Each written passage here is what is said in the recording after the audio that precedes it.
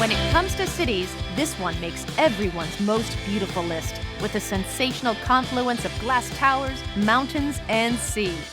But it's also got ambitions, and its people have set out to make this city the greenest in the world by 2020. It is clear that the people who have called it home for decades to a millennia love it even more. I'm in beautiful British Columbia in the city of Vancouver, Canada. I'm Samantha Brown, and I've traveled all over this world. And I'm always looking to find the destinations, the experiences, and most importantly, the people who make us feel like we're really a part of a place. That's why I have a love of travel, and why these are my places to love.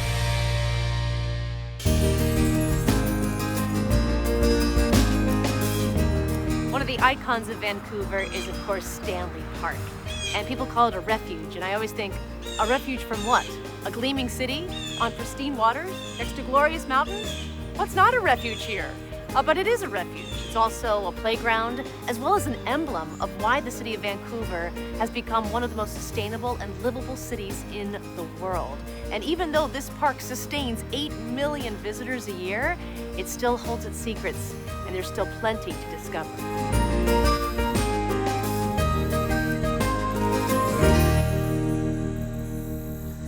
Vancouver is often talked about as being a really new city, and yet there are elements of it that are absolutely ancient. Stanley Park truly is an ancient city, so to speak. It has been a village site for people for literally millennia. My name is Candace Campo. I am a member of the Sishath and Squamish Nation, and our people have lived here in Stanley Park for thousands of years. At its height of the First Nations being here, how many would have lived here in Vancouver? I know the Squamish people themselves numbered 30,000 people. Candace leads people on what she calls a talking trees tour of Stanley Park. This here is one of my most favorite trees. It's the Western Red Cedar. And it's actually referred to as the tree of life for our people. Why is that? Because some of the purposes that it had were really vital to our society's well-being. We actually carved cedar dugout canoes, and with the ability to access ancient trees, we'd be able to build a canoe that was 60 feet long and even 6 to 8 feet wide. So you could travel great distance. You can carry many of your family members and community members. What our people sought to practice was sustainable harvests. So where we would have to utilize a full tree for a canoe, to build our homes, we would literally harvest the plank. The plank? Yes. So that's you just would take a plank out of a healthy tree, and you would take several planks from several trees and allow the tree to live. So you're just taking sections of the tree, build your home, and the tree could go on. Yes. The forest allowed us to have a really good life. I feel like the city of Vancouver wouldn't exist without this park. It would never be the same for sure. Yes. It gives it like 100 exclamation points. I mean, just that the trees itself and being here, it does not feel like we're in a city of millions of people. It does. You can hear the birds, you can hear yourself think. It's a friendly park, and it's very accessible throughout all seasons.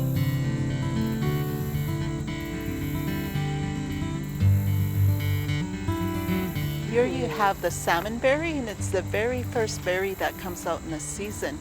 We actually believe the bear was our teacher, and the bear taught us what foods to eat. Of course, when the bear comes out of hibernation, he will eat the salmon berries as much as he possibly can. Yes. Can you eat those now, or is that something they're actually ripe? I would love to invite you to try one. There's two, Candace. One for me, yeah. one for you. Exactly. It has a very fresh taste, so bon appetit. Oh, yeah. It is good, isn't it? Boy, after a long, cold winter, truly, that would taste wonderful. Yes. Now, would those be eaten for medicinal purposes, or just because they tasted good? There's no separation between medicine and food. It's considered the same thing. And as such, cooks in our society are highly respected.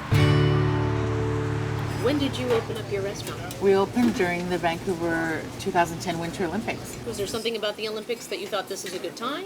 It was an amazing time, and I thought, the whole world is coming here. They need to be able to try food from the land. What a good point, because when you come to Vancouver, first, like you say, people all over the world come here, and then food from all over the world is represented here, Absolutely. and yet not the first food. Yeah.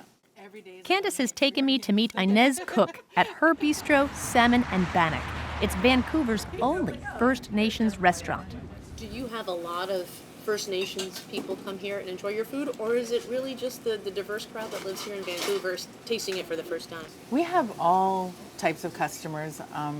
The First Nations are super happy to come and have traditional foods that they can't get normally or regularly. So that's introduced us to more of the world, and it's great.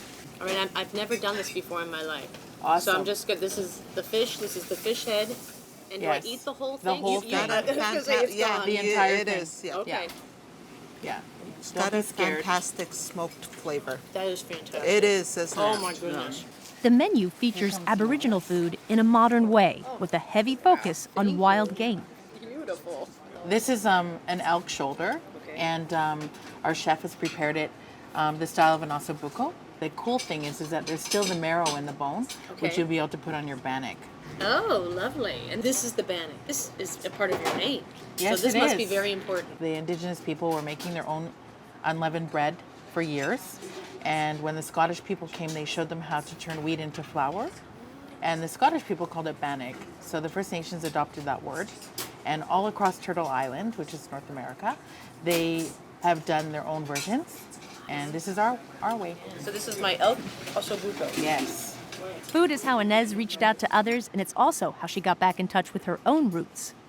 You had a different upbringing than Candace. Yes, I was adopted, and I actually met my biological family through the restaurant after I opened.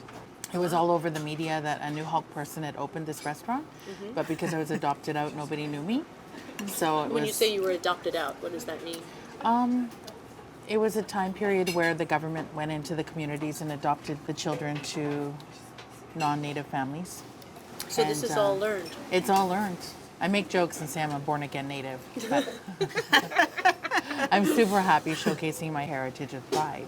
And would your tribes have known each other? At one time, we probably weren't friends, eh? Probably not. No, we weren't, to be honest, but that was several hundred years ago. That's changed. That's so 700 years ago. That's correct.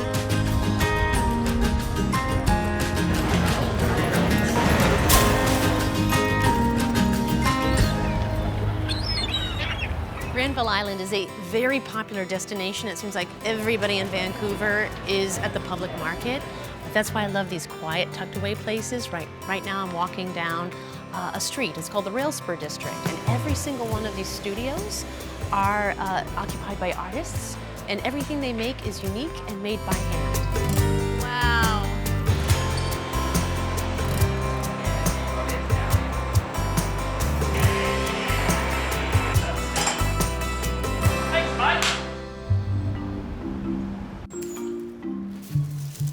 Hello. Hello.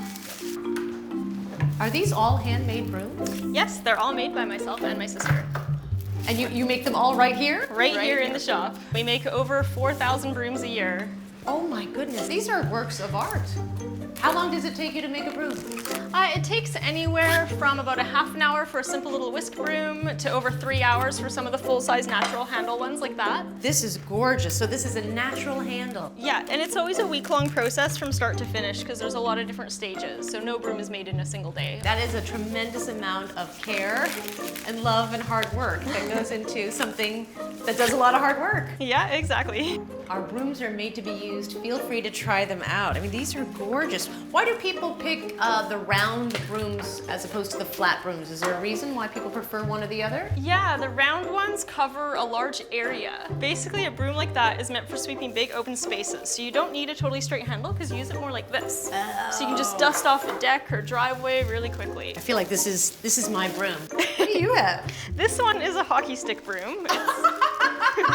You know you're in Canada when. It's about the most Canadian broom you can get. We have a lot of friends who play hockey, and so whenever someone breaks a stick, they bring it to us and we build a broom onto it. So how do two young women come about doing such an old craft? Well, we actually grew up with it. So it's something we learned from our parents. So your parents made broom? Yeah, so when we were growing up, we learned how to make brooms throughout our summers in high school and university. It's how we put ourselves through university. So we decided to come back to it and start this shop here about 7 years ago. It's a great combination of just like constantly talking to people as well as doing something fun and creative. So how many bad witch jokes have you gotten because you're two sisters who make brooms? It comes with the territory, and mostly, you know, as long as people are entertained when they come in, we're happy, so. What is it about Vancouver that makes it such a great city? For me, it's definitely the outdoors thing. Yeah. I spend most of my time in the backcountry, so the fact that I can go skiing after work, I can go sailing, I can jump in the ocean. To me, it's like a small town almost, because it's just crammed into the mountains, and I love it. And you can do that all in one day because you can ride your broom? Speeds things up a little. There, I got my witch joke in. I'm done.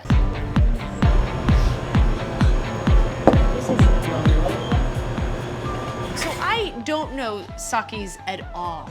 I'm really intimidated by it. Do you get that from the people who walk into All your the time. shop? Yeah. All the time. It must be nice that you get to talk personally to people. Yes. To really introduce not only sake, but your sake. When I can convert their thinking or attitude towards sake, then that's the day that really makes me happy. Masa, I am here to be converted. My name is Masa Shiroki. I am an artisan sake maker here on Granville Island. Masa's specialty is soft-pressed sake, which is also made right here. Soft press actually brings a very soft, natural flavor and aroma of the sake. We don't have filters. We don't have accordion-like press. All right. So it takes 48 hours for us to press. 48 as hours. versus to 4 hours, 5 hours if you Okay. use a machine. So which one should I try first to really So I understand think- what you do here? I think you should try this first. This is called junmai, which means only 3 ingredients are allowed to be used. All right. Rice, water, and yeast. Strong. It is strong. It's 15% only though. Fruity aroma, pear, melon. But where is that fruity aroma coming A from? lot of people actually ask that question. And it's a combination of the particular rice that we use, yeast, and the temperature That's lovely. that we make. Smooth. So how is this product different than Japanese sake? So compared to that one, is this less flavorful or more flavorful? I would say it's more flavorful. Okay. The sake that I've had in Japan, it was very dry. Yes, your answer is very correct. Okay. Because the way that we make sake is to have more acidity and more flavor, because our market is not a Japanese restaurants or Japanese nationals here. Our market is, Canadian in general, because they just opened up their mindset to accept sake, that it can come into my life. Canada seems a little cold for rice. We can grow rice here, no question about it, but there are 2 factors that are helping us. One is that the people love local products. With the spirit of a sustainable and natural and local, we can capture people's emotions. We can get right into people's heart and says, you gotta support this because he's not wasting anything. He's doing with sustainable practice and he's doing everything natural. So there's market here, definitely. Right. I firmly believe that we can leave some legacy onto the land that we've been so fortunate to live and bring ourselves up. And hopefully this will perpetuate.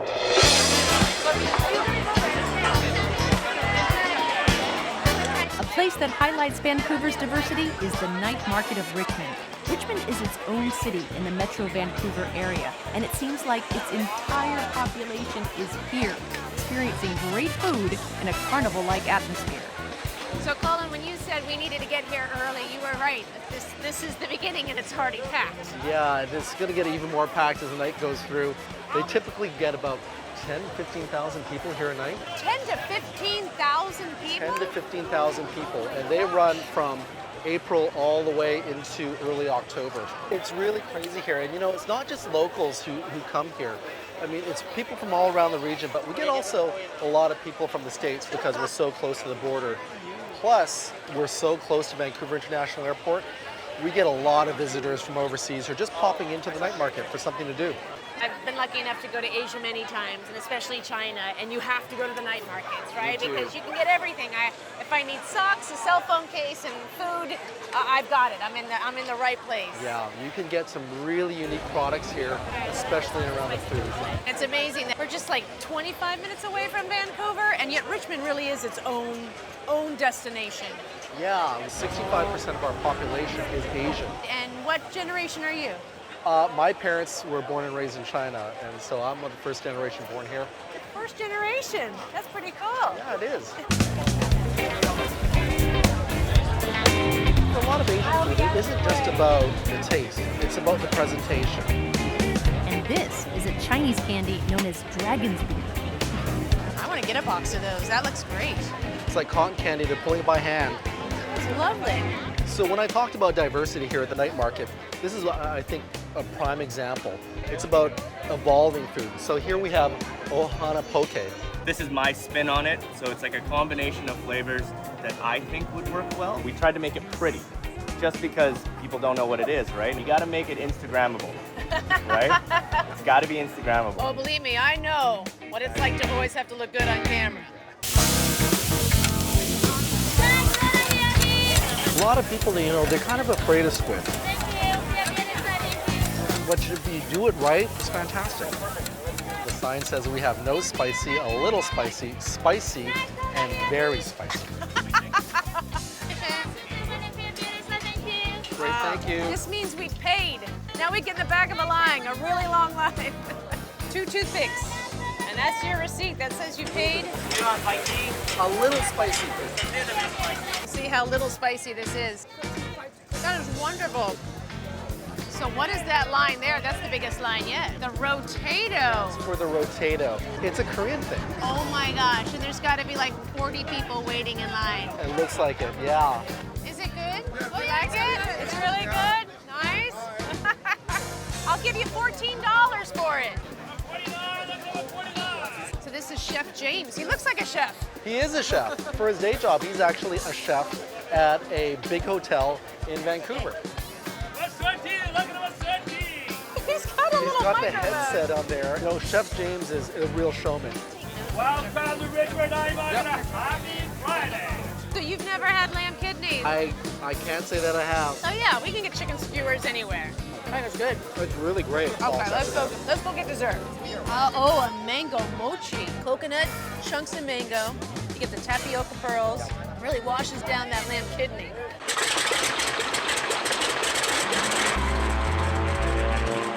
Trust me, you will never grow tired of watching planes take off and land on water, and getting in one is even more of a thrill. And the Vancouver Seaplane Terminal is located right next to downtown. Hi, Samantha. Welcome to Harbour Air. Tim, My thank name's you Tim, so yeah. much. Nice to meet you. Careful on your way in there. You'll be the front right seat. Nice plane. Thank you. Woo! I must be in the front row. All right, excited to go? Oh, so excited.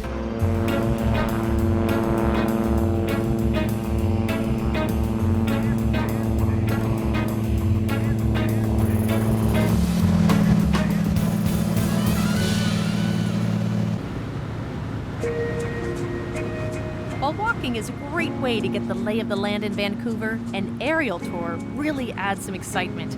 I got a great bird's eye view of downtown and nearby neighborhoods, and then headed out to get a closer look at the beauty that surrounds Vancouver, as well as the natural majesty of British Columbia.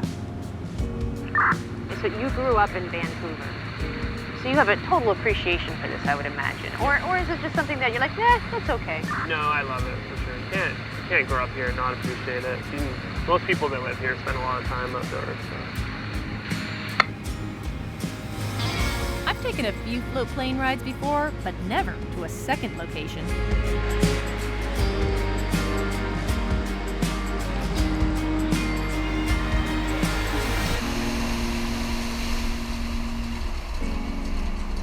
All right, we're here. All right. That was a very smooth landing. I was impressed. Thank you. I tried.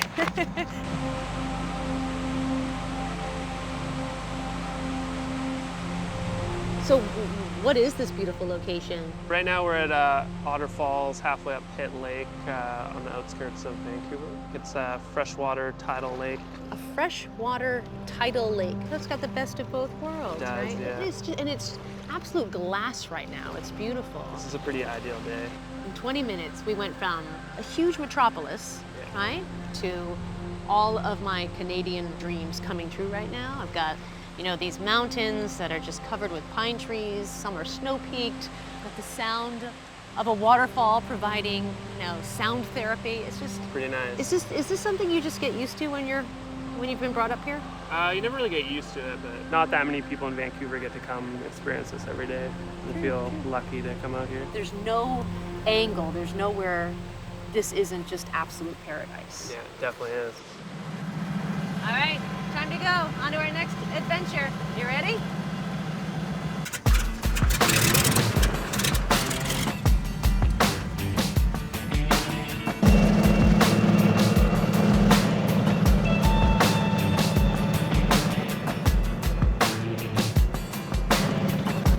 And I have a third stop on my itinerary. Hello, how are you? Great. Woo, smooth. Nice to meet you, Samantha. And that was my first seaplane to boat transfer ever. This is a beautiful spot. Isn't it amazing? Where am I now? I just came from Pitt Lake.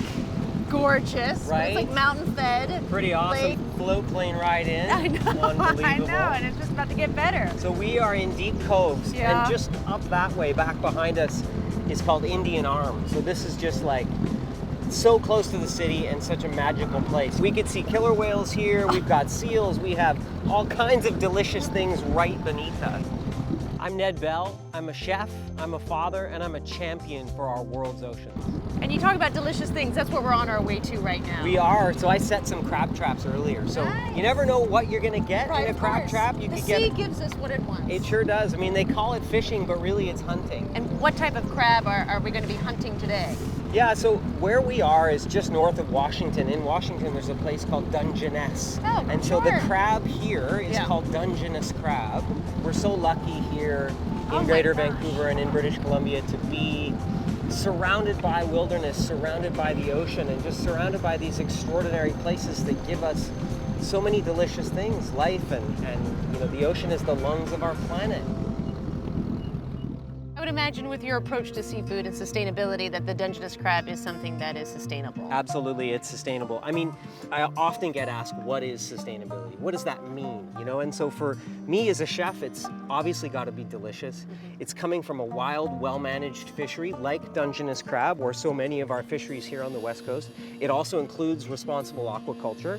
But us as guests in restaurants, in retail, grocery stores, etc., we're asking, I just don't know where my seafood is from. I don't know my fishermen. I don't know where they caught it, how they caught it, when they caught it. But it's also about making sure that we're leaving enough for the next generation, right? We're leaving enough for the next season, the next year.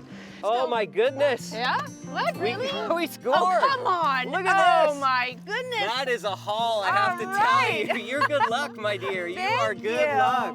This is what Vancouver is all about. This is the wild West Coast in a crab trap. And you know, this guy keeper? is actually a keeper, but I'm Yeah. gonna throw him back I because like we're being it. generous I today. like A traveler to Vancouver will find awesome everywhere. Globally inspired, locally created flavors, and people that want to share it with you no matter where you're from.